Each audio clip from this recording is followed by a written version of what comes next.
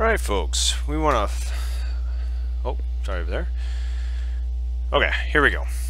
So we had a little hiccup there, and now let's get back to it. Find the set on which the curve y equals the integral from 0 to x of 2 over the quantity t squared plus 3t plus 8 dt is concave upward. So concavity always deals with the second derivative, and the other thing is to notice that our variable x appears up there.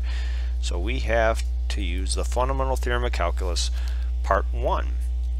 So first off, the first derivative is actually quite easy because the x is in place exactly where we want it to be. So y prime equals x squared plus 3t plus 8.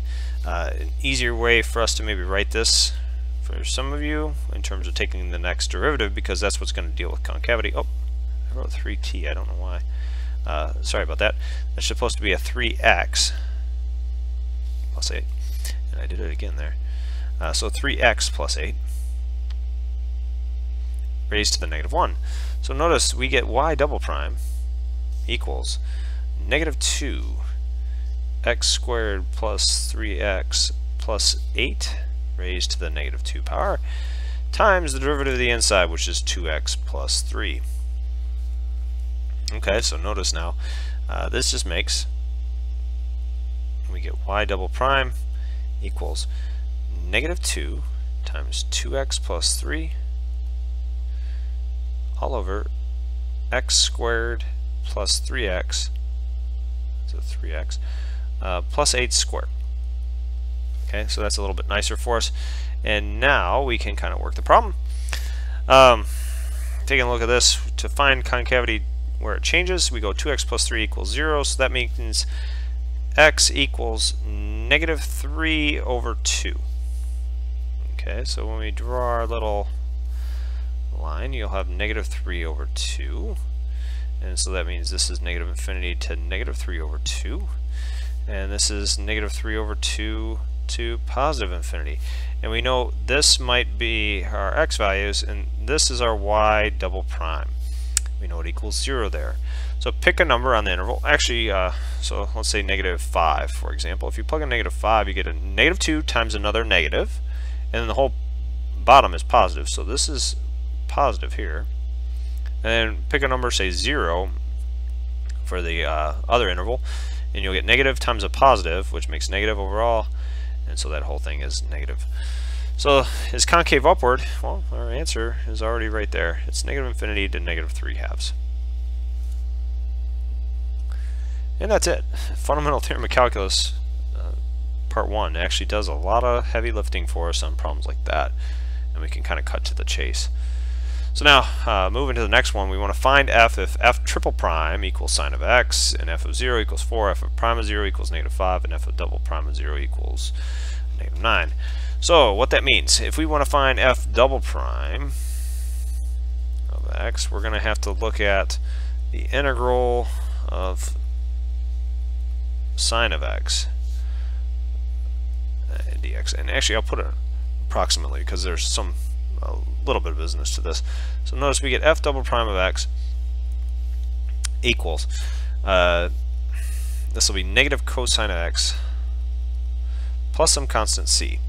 And the information that we do have is that f double prime of 0, that should equal negative 9. Alright, so this equals negative cosine of 0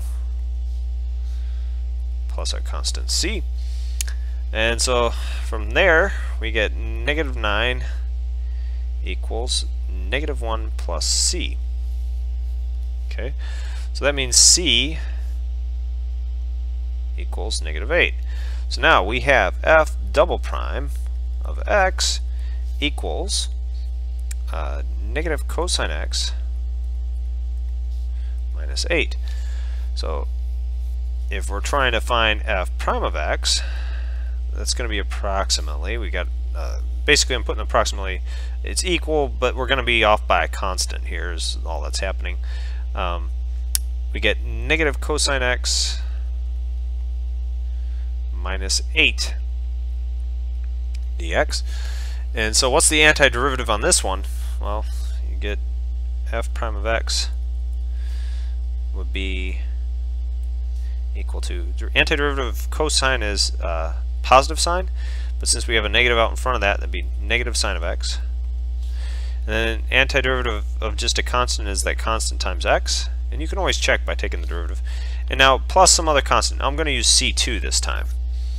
Now the information that we have is that f prime of 0 equals negative 5, right? So that means that negative sine of 0 minus 8 times 0 plus c2 equals the negative 5. So that means c2 equals negative 5. So this means that f prime of x actually equals negative sine of x minus 8x minus 5. So that means f of x is about the integral of negative sine of x, negative 8x, and then minus 5 dx. And so this thing equals, well, antiderivative of sine of x is, we already talked about that, that's negative cosine, but a negative times a negative makes a positive, so you have now cosine of x. Antiderivative of x, right, because the 8 is just a constant, so minus 8, and so this is, antiderivative of x is 1/2 x squared. And the antiderivative of 5 is 5x, and then we'll go plus some c3. And hopefully that'll fit in there, where you can see it. So notice this makes f of x, oops, don't need f of x anymore, I can use that f of x, we got it. So f of 0 we have equal to 4, and so that's the same thing as cosine of 0 minus this 8 times 1/2 x squared, notice that's just 4x squared, so that's 4 times 0 squared minus 5 times 0 plus c3. So cosine of 0 is 1, so this is 4 equals 1 plus c3, and so we get c3 equals 3. And so that means we have a final answer. This is cosine of x minus 4x squared minus 5x, and then plus 3. Questions on that one?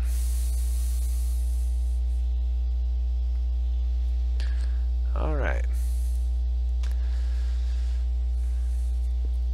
So now, evaluate the definite integral by interpreting it in terms of signed area. So we can do that. What I'd actually recommend, though, in this case, you can check and see. So notice when we plug in 5 at x, so at 5, let's check this out. Limit as x approaches 5 from the left, which is this case of f of x, you get 15 minus 3 times 5, which is 15, so that's equal to 0. And the limit as x approaches 5 from the right of f of x equals, well, this will also be 3 times 5 minus 15 equals 0. So what's happening in terms of our graph, you can plug in 0 and you'll see that 0, you'll get 15 here. At 5 you'll get back to 0, and then at 10 you'll be back up to 15. It's a straight line in both cases, so you get this. And we can do the area, but the other thing to think about is that you could break this up into two different integrals. This is the integral of 0 to 5 of f of x dx plus the integral from 5 to 10 of f of x dx. Now, say you didn't do that, right? Say you didn't use this. If you want to, one method would be to go from 0 to 5 of the function that it is. So that's 15 minus 3x dx if you didn't know the graph. You just saw that they lined up. Plus the integral from 5 to 10 of f of x, in that case is 3x minus 15 dx. So if you're more comfortable with the antiderivatives, you can go for that and get your answer. I want you to be aware of that in this scenario. But so what this is saying to us, though, it's saying use area, So we can do that too. This is 5, this is 15. This is 5, and this is also 15. Okay? Well, if that's the case, our area is positive in both cases. You get 1/2 base times height. So 1/2 5 times 15 plus another 1/2 5 times 15. So notice you have 1/2 plus another 1/2, that makes 1 times 5 times 15. And so that should be 75, and that's your final answer. Okay, a lot of people struggle on that. I know piecewise functions freak you out sometimes, but you'll get that answer really quick. Now, if you did it the antiderivative way, you'll get 15x minus 3/2 x squared, evaluated at 0 and 5, plus 3/2 x squared minus 15x, evaluated at 5 and 10. Okay, and so then you'll plug them in and subtract the bounds. So this is 15 times 5 minus 3/2 times 5 squared. Then we got to go minus the 15 times 0 minus 3/2 times 0 squared. And so that's the first part, plus the 3/2 times 10 squared minus 15 times 10. So then we close off that piece, minus 3/2 times 5 squared minus 15 times 5. And we close that off. So, and you'll see you get the same answer.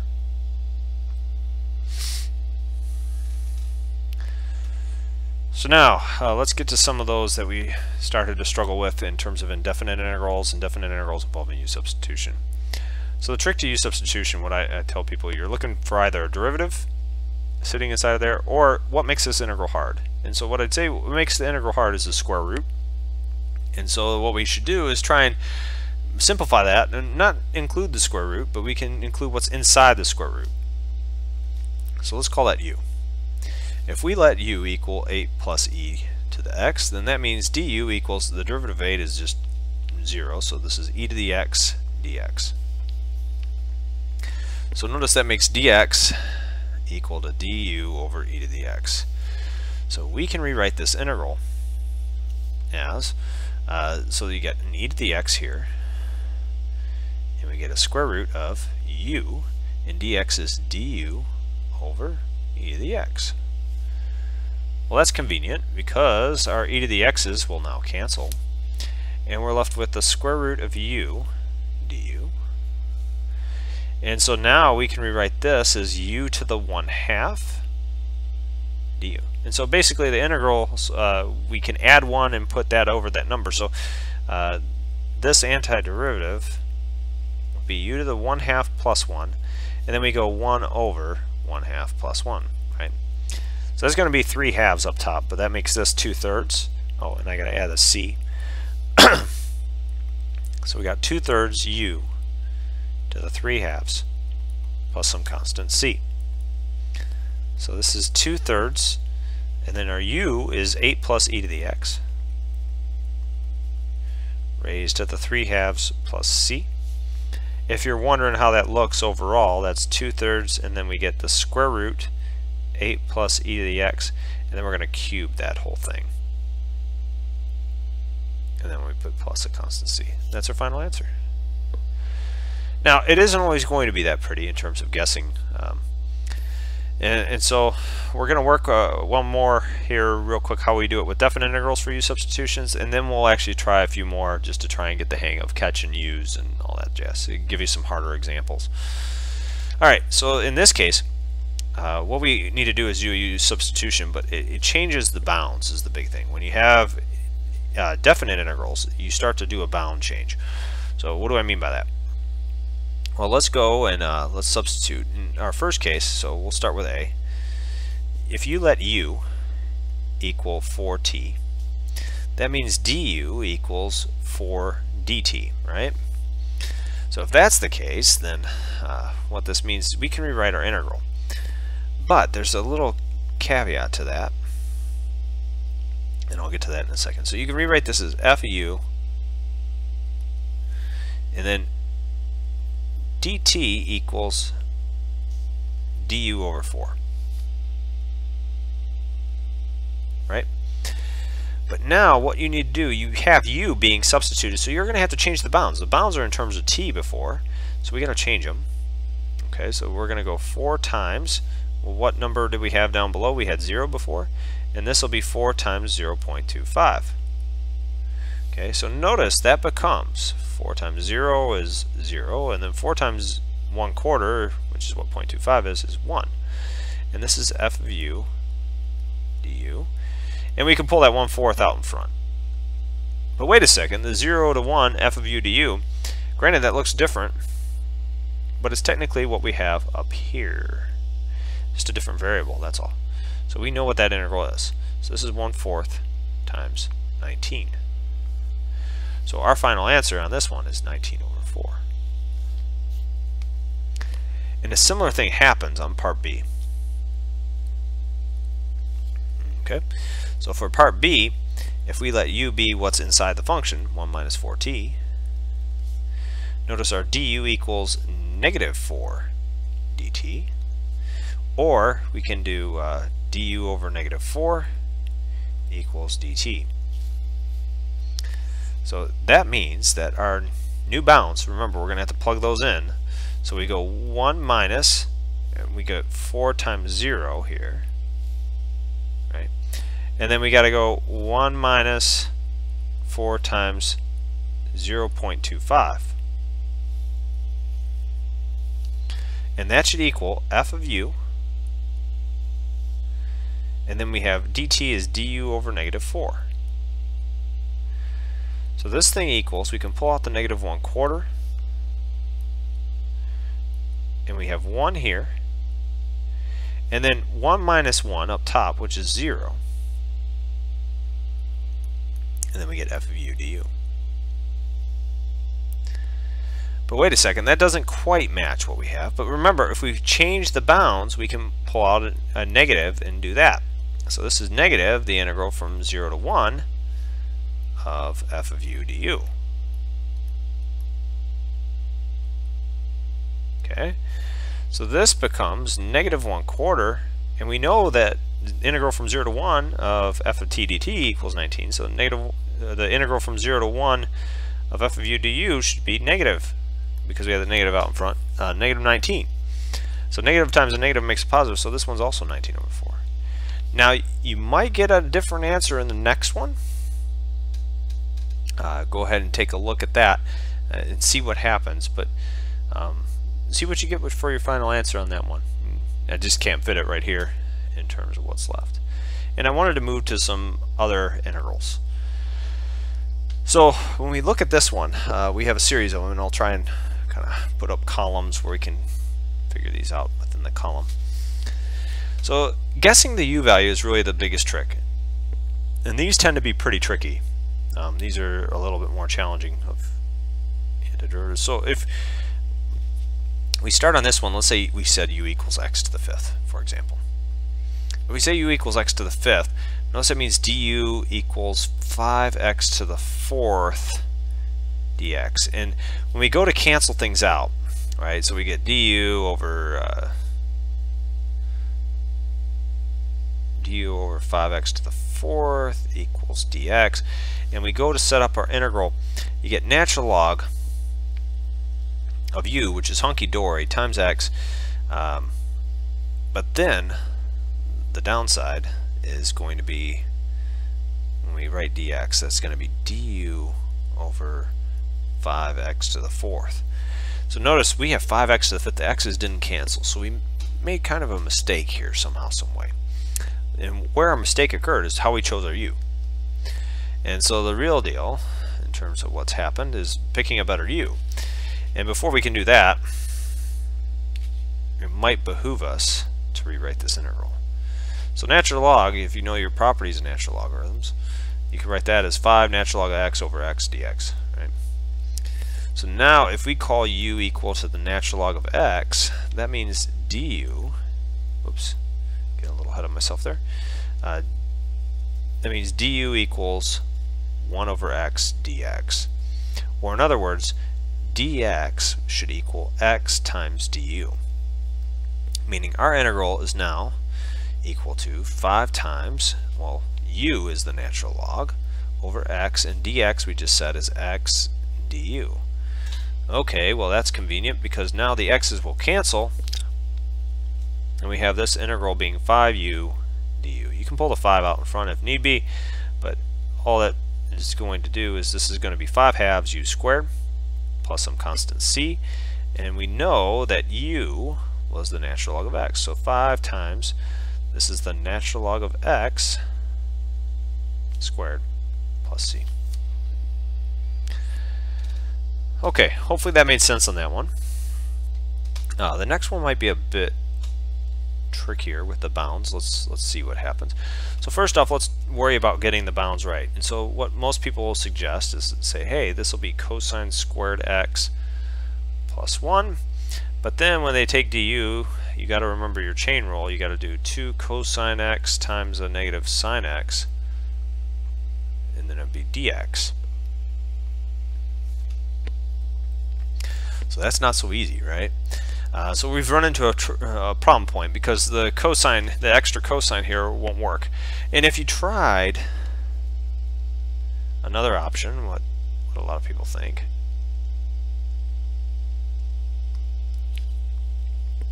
is hey, maybe we can use sine.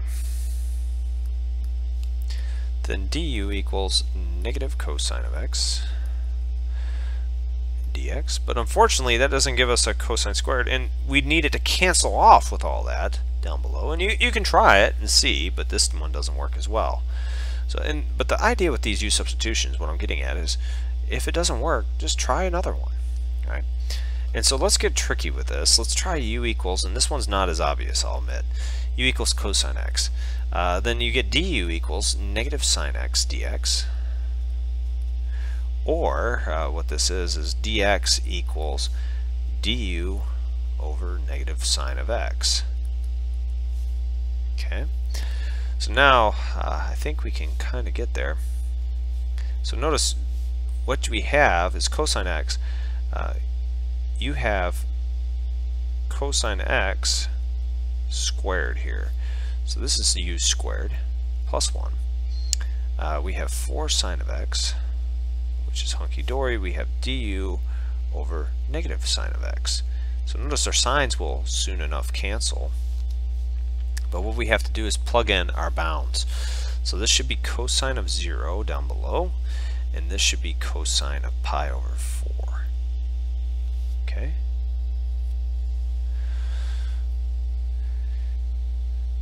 Now, moving forward from here, where do we go? Well, so this becomes cosine of 0. I don't know much, but I think I can do that one. That's 1.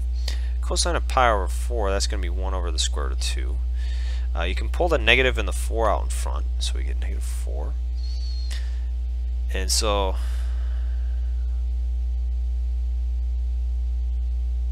let's see here.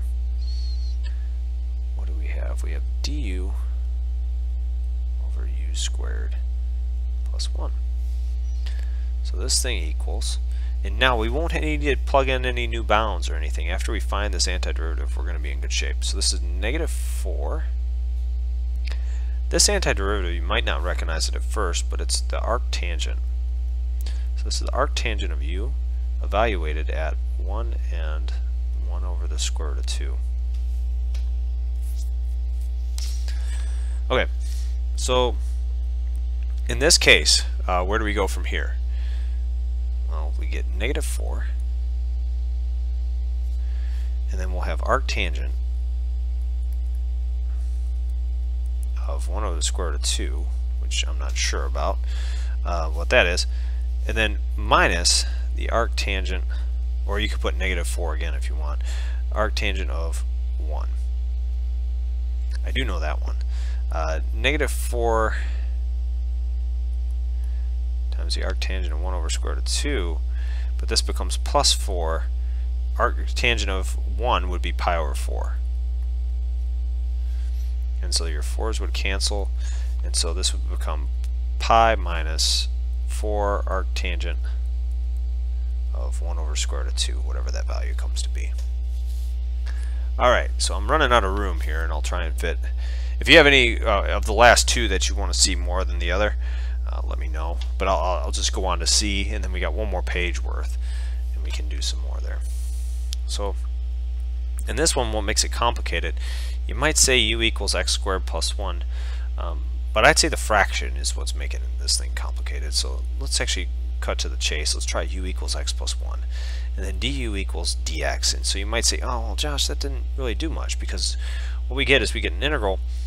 We do get a u on the bottom, and we get du equals dx, so this just is du. But we have an x squared plus 1, and you might say, you're out of luck, you can't do anything. I'd say maybe we do have a shot, and the real reason why is because x equals u minus 1. So that means x squared equals u minus 1, the quantity squared, which is the same thing as u squared minus 2u, and then plus 1. Now, with this, though, I'm going to have to change the bounds, and we got to use the u formula. So u equals x plus 1. So this is 0 plus 1, and this is 1 plus 1. Now, so this becomes 1 to 2 is our integral, and then we had u squared minus 2u plus 1, and then plus another 1, right, all over u, and a du. So this thing equals the integral from 1 to 2. Notice we now have u squared minus 2u plus 2 all over u du. And an easier way to write that, you can divide each of these. So this is the integral from 1 to 2. If you want to separate it into different integrals, you can, but this is u minus 2 plus 2 over u du. So notice this integral equals, we have 1/2 u squared minus the antiderivative of 2 is just 2u, and the antiderivative of 2 over u is 2 natural log of u. And this thing is evaluated at 1 and 2. So plugging in 2 to everything, so 1/2 we get 2 squared minus 2 times 2 plus 2 natural log of 2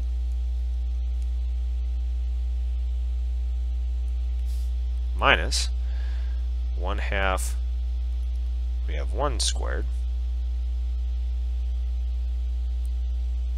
minus 2 times 1/2 plus 2 natural log of 1. Oh, I put 2 times 1/2, I'm sorry, 2 times 1 there.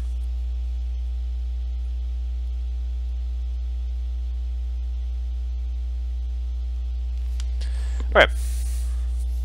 So what does this make? Well, this is 2 minus 4 plus 2 natural log of 2. You can bring that up to the exponent. That's just natural log of 4. Natural log of, let me write this 2 squared for now. And then minus, this is going to be 1/2 minus 2. And then this is just a 0. Natural log of 1 is 0. So that's negative 2 minus, okay, so that's kind of interesting. That's going to be negative 1.5, but then we're minusing a negative 1.5, so it's going to be plus 1.5 and then plus natural log of 4. I didn't need a parenthesis, so this is negative 1/2 plus natural log of 4. And there's your final answer. Okay, so I know there's one missing here. I don't have room to fit it, but if you're looking at this one, inside the cosine is a good place to start. If you let u equal square root of x, your du will be sitting right there. And so actually your final answer will be sine of square root of x plus c for that one. Go ahead and give it a shot and and see what you can find. So let's try just a few more and see how this works out. So we'll start with A. If we let u equal, we'll look inside the sign, that's going to be x cubed plus 1. That means du equals 3x squared dx. And so dx equals du over 3x squared. So looking at that problem, what do we get? Well, we get integral of 3x squared times sine of u. And then dx is du over 3x squared. Well, isn't that convenient? Because the 3x squareds cancel. We're left with an integral of sine of u, du. And the antiderivative of sine of u is negative cosine of u, plus some constant c. So this means our final answer is negative cosine of, what was our u value? Well, it's x cubed plus 1. And we get plus c. So now looking at the next one, this can give people fits, I'll tell you right now. So it's very similar to the one we just did. If you let u equal natural log of x, the quantity squared, plus 1, you'll get 2 natural log of x times 1 over x, which gives us an extra natural log of x factor that we aren't going to be able to deal with. Same thing, if you don't involve a natural log of x, you're going to run into trouble. So the real trick is to use u equal natural log of x. That means du equals 1 over x dx. And so that means, I'll write it up here, dx equals x du. Just multiplying both sides by x. So now, let's look at that integral. So our integral becomes 1 over x. Instead of natural log of x, we now have u, and we're squaring that, plus 1. And then dx is x du. And you might recognize this. We just did one kind of similar to it. Except now we're going to calculate the full antiderivative. So this is the integral of du over u squared plus 1. And this is equal to the arctangent of u plus a constant c. And so this whole thing equals the arctangent of the natural log of x plus the constant c.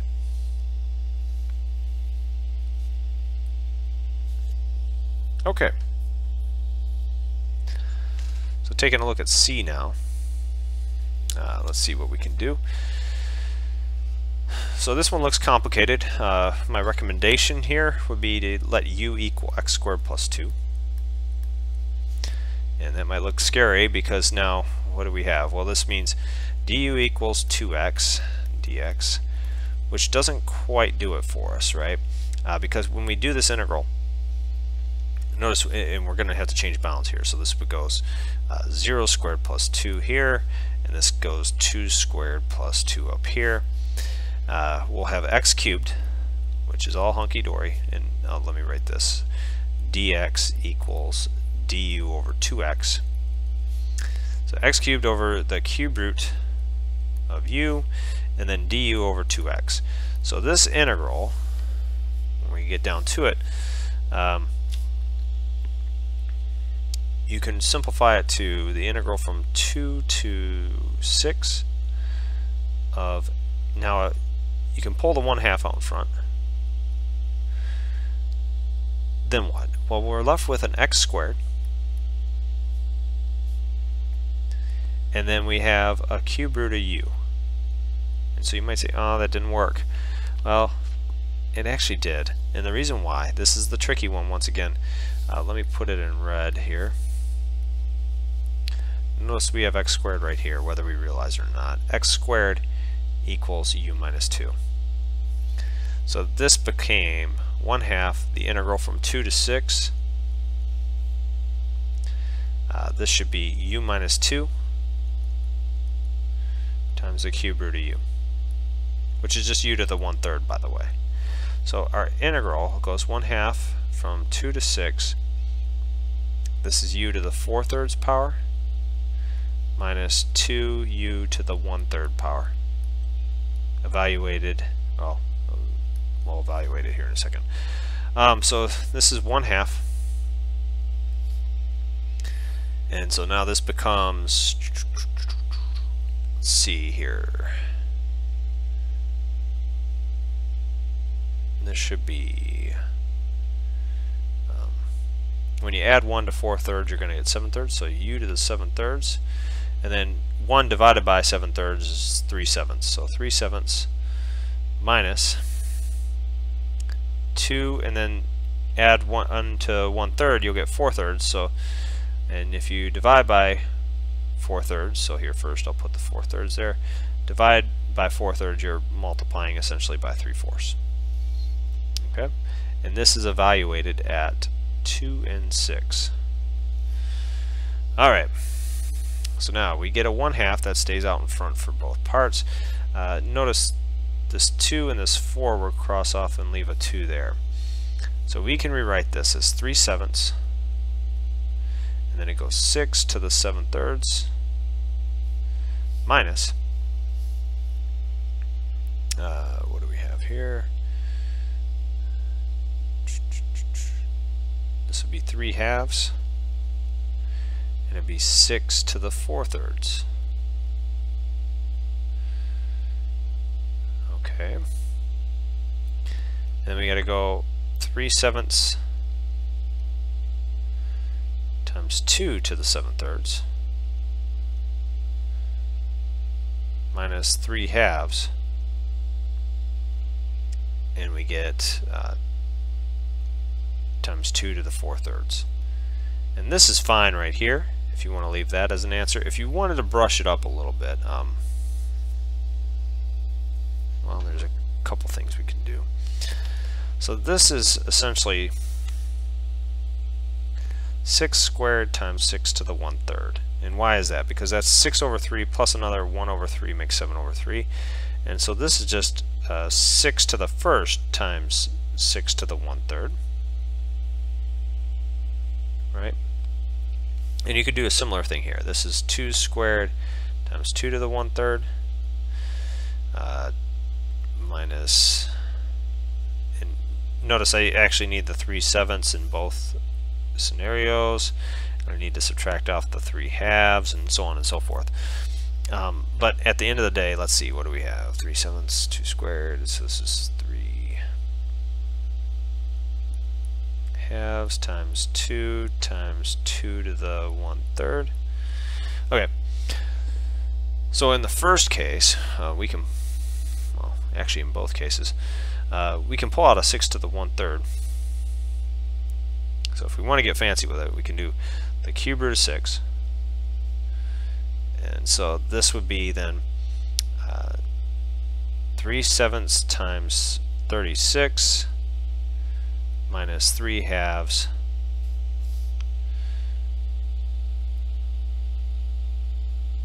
times 6, and then minus,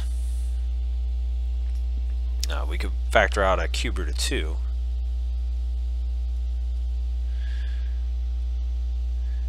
And we'd have, what is that, 3/7 times 4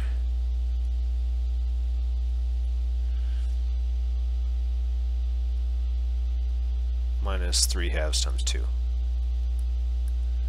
Okay, and so this can be simplified a little bit more. You can see, like, so for example, you can cross off the 2's and you can write 12/7 minus 3, and then we're going to get down closer and closer to an answer here. Same thing. Oh, okay, so yeah, we can cross off that and make it times 3, and so we're subtracting off 9 essentially times that cube root of 6, and so on and so forth. At the end of the day, you can find the final answer. What you had before in that step right before was just fine too, by the way. But by the way, cube root of 6 you could write as cube root of 2 times cube root of 3. So you could leave everything as like cube root of 2 over 2, or which is the cube root of 2's 1 over the cube root of 2 squared, essentially.